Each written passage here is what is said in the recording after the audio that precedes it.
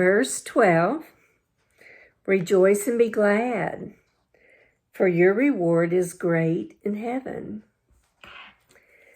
For in the same way they persecuted the prophets who were before you.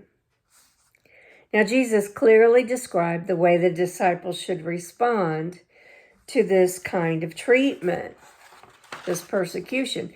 And to be glad refers to a deep spiritual joy. And this type of rejoicing is eternal. It's unhindered, it's unchanged by what happens in this present life.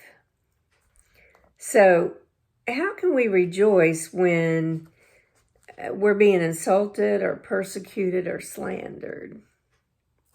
It's true, that won't be our first and most natural response, but a person with a righteous character can rejoice and be glad because of God's promise. Your reward is in heaven. This is all temporary. So when God judges the world, the persecution will be nothing compared to the great reward that awaits us. Now in verse 13 through 16, Jesus teaches about salt and light.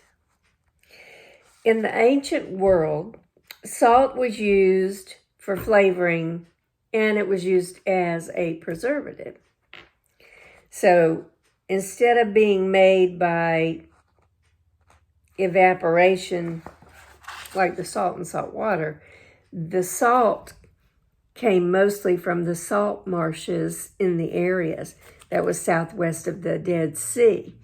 And salt had a commercial value, but the impure salt taken from the sea and its environs were susceptible to deterioration that left it useless.